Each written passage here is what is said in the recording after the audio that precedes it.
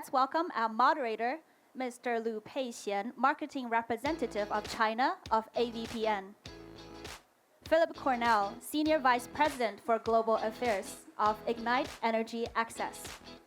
And David Pong, Chief Executive Officer of Waterroom. We look forward to hearing your insights. Welcome.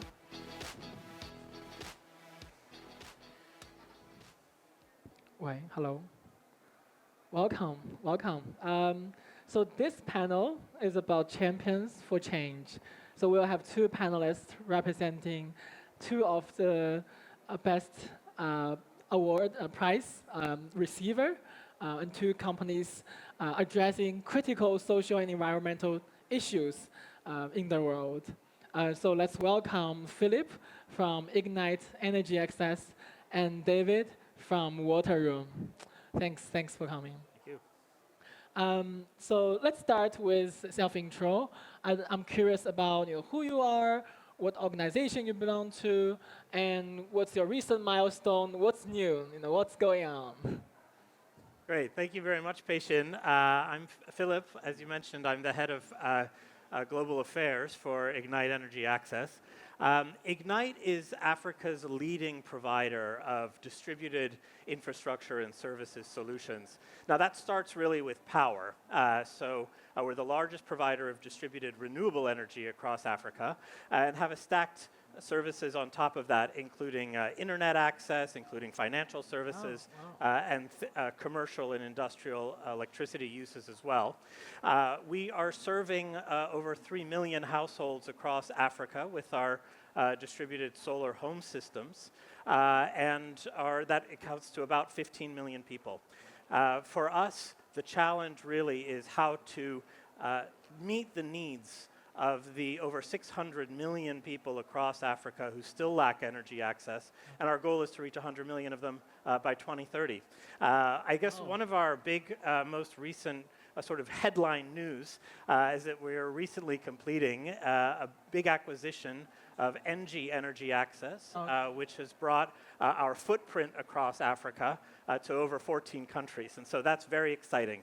We're growing very fast this year, expected to grow about 4 times, and have been growing at about double every year for the past 3 years. So we're excited to see that growth continue. That's great. David? Yeah, good afternoon to everyone, and thank you for having me here. So my name is David. I am the co-founder and CEO of Waterroom, where we develop portable water filtration systems that are sent to communities in disaster-hit and rural areas. So we do this because 2 billion people out there are still drinking contaminated water on a day-to-day basis, and that's a cause for concern. Many of them will face diarrhea on a day-to-day basis, and this definitely affects them in their education and their livelihoods. So we build simple-to-use systems that are able to roll out in hard-to-reach places, and at the same time produce very high-quality, clean drinking water for such communities. Since 2014, when we started, we've been able to deploy this across 40 over countries for about 400,000 people. And we work a lot with various partners on the ground, NGOs, governments, various multilaterals, and organizations that help us to deploy on the ground. We've been privileged to be one of the awardees of the Zayed Sustainability Prize, and also thankfully to be recognized by other international organizations such as UN and the World Economic Forum. Wow, thanks, David. Follow up with David. How critical is the water crisis? I want to learn more about the problem, right? And what are the most overlooked problems in the global community right now that you feel like we need to address? I think the water crisis is something that we need to take very seriously.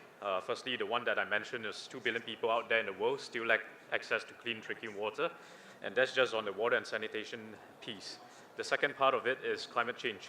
Climate change is causing many of the communities that used to have water, now they're lacking water. And those that used to have too much water, maybe now they're lacking water. So why this happens is because of the intense increase in terms of the hydrological cycle, and that's caused a lot by the rising temperatures around the world. We see that this means that many places will have to think a lot about water security. If they're not going to make plans, we will potentially see a lot of potential conflicts around the aspect of water. At the same time, a lot more communities are going to lack access to water supply. The third aspect to this is that the drive of increased industrial use and also domestic use of clean water is going to cause even greater, exacerbate the problem of water security. We see AI, the drive of the increase of AI actually consuming a lot more water required for cooling of data centers. So a recent study showed that every 100-word email that you ask ChatGPT to produce, it actually drinks 500 milliliters of water. Wow. From the data centers that require cooling. So imagine how many of us are asking questions on a regular basis. That's an aspect of fresh water that's required to be stockpiled as part of data centers. And where are we going to pull that from? A lot might be from places where it might be lacking of water in the first place. So we're going to have to think a lot about how can we manage the growth of industrial usage as well as domestic usage. We're seeing a global population that continues to increase. How can we manage to continue to supply clean drinking water equitably across the world? So on all these different multitudes of factors, I think the water crisis is something that we need to urgently pay attention to. Wow, thanks, David. So Philip, in many places you talk about energy access, energy inequity, right? Just energy transition. Why are you focusing on that? How serious is the problem? And given that you have a 5-year ambitious plan, share about it. Yeah. Well, look, energy is really at the fundaments of human development.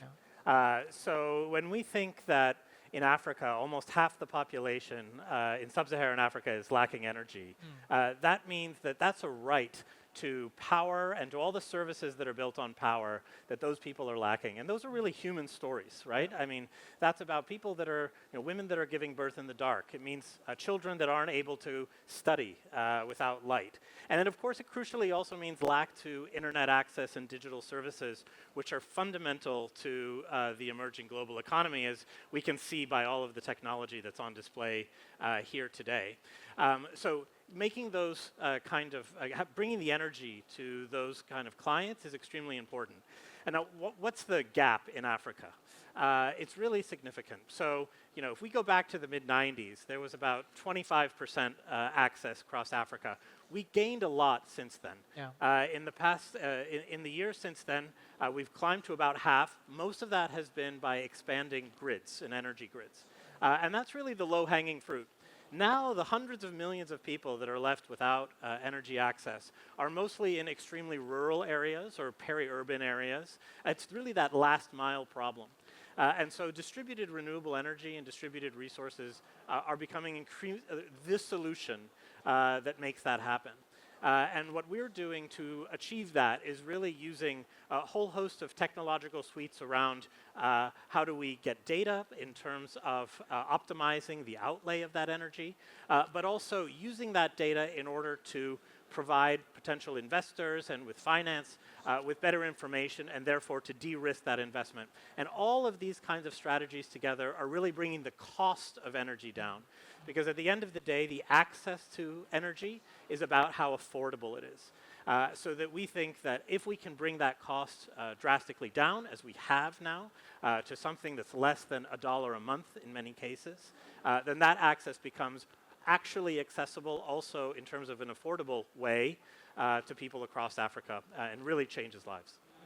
Oh, that makes sense. Philip, you talk about you are growing 4x. You talk about you are servicing 14 markets, right? And you talk about you really need to bring the cost down. So I want to cover a topic on scale, on impact scale. So when you tap into so many different markets, what policy, what financial instrument, what strategy are you adopting most effectively to actually bring sustainability at a scale, right, to all the developing markets?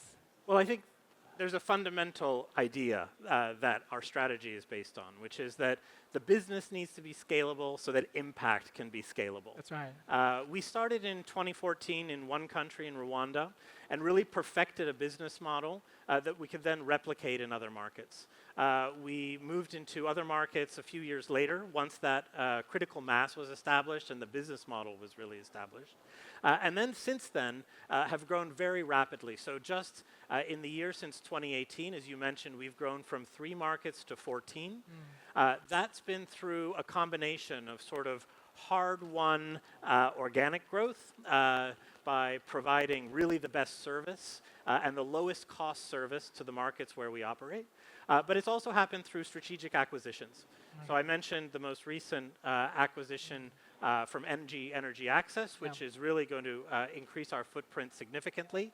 But that's just the 4th acquisition just in the past 3 years. Wow. That's expanded us to different regions in Africa, where we find that while the model can be replicable, there's obviously particularities to each country and to each community. So the important thing about thinking about how we grow and achieving those economies of scale is also making sure that we don't lose sight of the fact that bringing energy and digital services to individual communities requires community buy-in. So you can't just be copy-paste to all of the places that you're going. So it's recognizing the differences in each market, both at the community level, at the national policy level, and in terms of the investment environment, but then bringing a model for growth and operations that's been honed and one that we're very proud of and confident of. Oh, thanks, Philip. So same question to David. Philip mentioned community buy-in, community adoption, right? You are servicing, many rural markets, like resource-limited markets. And how do you turn 10 plus years ago, from an idea to such a scalable business? I think our early years were marked with a lot of different kind of failures. Failure to get the product to be something that's adopted by local communities. We failed in terms of making the product something simple, intuitive to use, something that is easy for logistics to bring. We see a lot of the issues with bringing such solutions into hard-to-reach places is the cost of logistics, and if we were to stick to the same kind of model which a lot of other water filtration solutions would utilize, you require so much regularity in that logistic cost that it's not going to work out. So it's after 3 years of continuously iterating on our various prototypes that we finally came to an aha moment when we saw a villager actually pumping his bicycle tires with a bicycle pump. And we thought, why not we just incorporate technology that's available in our part of the world, in Singapore, and put it into something that's universally understood, a simple action which most of them are accustomed to on a day-to-day basis. So that was how we started off with finding a means to integrate our technology into a use case that is intuitive, that is something that people can see and understand immediately. And when we brought our first prototype like this into a village in Cambodia, stood next to a well, suddenly we saw tons of people taking their pails and buckets and coming over to queue up because they understood that this was a device that could get them access to clean drinking water.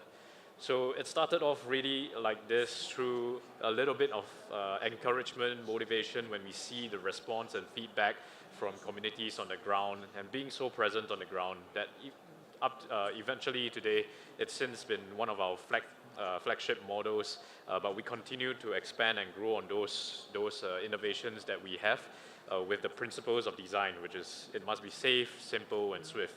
So it must be safe based on the international standards, so we reach the highest of tiers in terms of being recognized by the World Health Organization. It must be swift to bring in, swift to deploy, swift to be able to operate. It must be simple meaning that it can be operated without a technical know-how, not a very deep engineering expertise required. We see a lot of existing solutions such as centralized water treatment plants, which tend to not work as efficiently in many of these places simply because there's a lack of manpower with that expertise to know how to manage. It's not a lack of solutions. There are many great solutions out there, but many of such places, technical support will be limited, and so can we still deploy solutions that can work with limited tech support? So that's the 3 ways of principles of design that we stuck to. that eventually help us to scale up a lot more efficiently. I see, I see. Well, so when I meet with many traditional investors and looking at water roll business, they will be like, oh, everything you said costs money. Everything you said is increasing your cost, right? So how do you balance? There's always a conversation between financial return and social impact, right? How do you balance that? And how do you make sure that your social mission is not only maintained but maximized, right? You achieve your social goal at the same time building a sustainable, a financially sustainable business, right? How did you do that? So I think for us, firstly, the mindset of wanting to make this a social impact focused enterprise a priority. That was important for us because in the very early days, there were some VCs that came to us with the offer, I'm willing to put in a 6-digit amount, but you have to start shifting and pivoting into specifically the military and high-end market. We think your product has the technology, what it takes to do well in this market, but you gotta focus on this. So it became very challenging for us because our motivation and why we do what we do primarily came from a social impact standpoint. We wanted to serve such communities. It was a very big tussle for us. We had to debate quite substantially between the founders, but eventually we decided to give up on such an investment.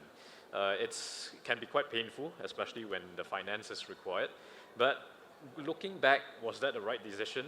I think from the mindset of we wanting to focus on a more social impact balanced company, that was something that helped to retain us as founders who are passionate about this cause and continuing to fight for this up to today. So it's been 11th year, my co-founders are still working on this together, and we've continued to be passionate on this. So I think from one sense, mindset is important. We started off with that balance. We didn't want to just take it as it's a afterthought that we want to consider CSR or we want to do some impact work, but it's been built into our DNA, it's built into our company. Then from there, we start looking at who then can be our VCs. We realized that traditional VCs were not keen, like what you mentioned, when we say that first we're a hardware company, then you're a water tech company. A lot of these start to diminish the multiples you're talking about, even in terms of the potential exits.